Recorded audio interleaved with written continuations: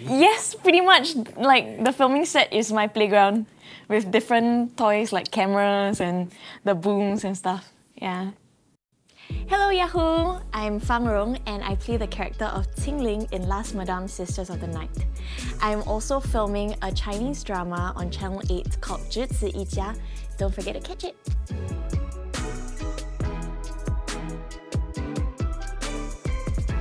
It all happened by chance because like my cousin was in the media industry and I think she needed like a little girl to be in, I think it was like a Korean insurance like advertisement. I was 4 and yeah, so then she was like, oh, you're very bubbly, very like thick skin, you know, not shy. So I was like, oh, I want to try. Then I did the advertisement and I really enjoyed it.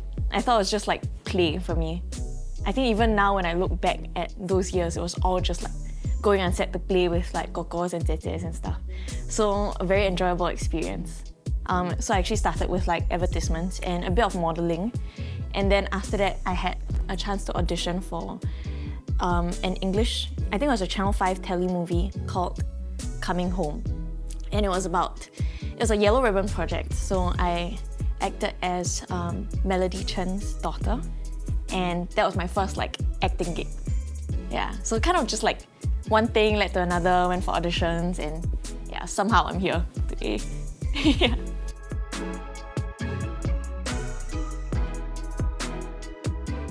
To be honest, I didn't feel like I lost a childhood. I think maybe it's a Singapore, like the Singaporean media industry kind of thing, because I would assume like in Hollywood or China maybe, or Korea even, it might be a lot more competitive and cutthroat maybe, but I didn't feel that way as a child actress in Singapore.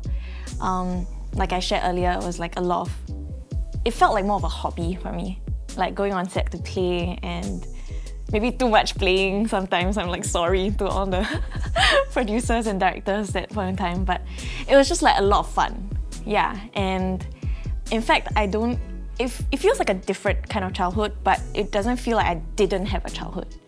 So I'm actually very grateful for this like interesting experience of how it's like very different from, I guess, only the other childhood actors and actresses that I'm friends with like can relate to, but like most of my friends, like it's a very different experience for them and for me, yeah. Yes, pretty much. Like the filming set is my playground with different toys like cameras and the booms and stuff, yeah.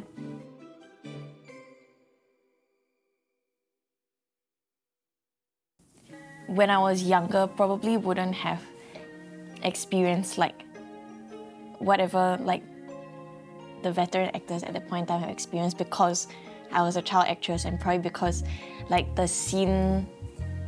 amount of scenes that I had to do probably wasn't as significant an amount as compared to theirs.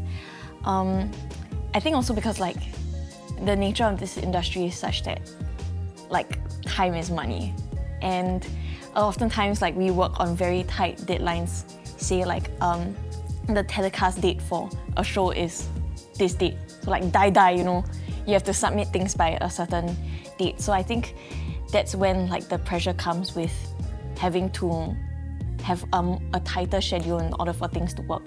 But I do agree, and I'm very, I guess, lucky to be in this era now where, you know, mental health and rest is often discussed when productivity is discussed as well.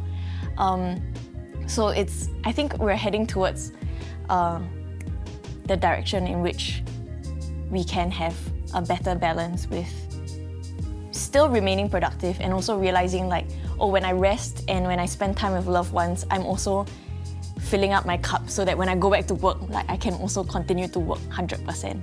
Yeah. But I think honestly, like, I don't know, I think I can probably say this of myself because I'm part of this group. But you know like how last time oral, like they always say this thing called 草莓族. I feel like my generation does feel like we are coming from that generation. Maybe it's 草莓族 in the sense that we are now more aware of the importance of not just centering your entire life around work. But I think also like I recognize that the previous generations, they maybe didn't have the luxury to like think about all these things, or the luxury to even choose what kind of jobs they want to do because they had different priorities. So again, like, I think it's a privilege to be in this era where we're talking about such topics, and hopefully that will help, like, not just our generation but the generations before and after us to like balance their, like, to have more rest, you know, and work-life balance. Yeah.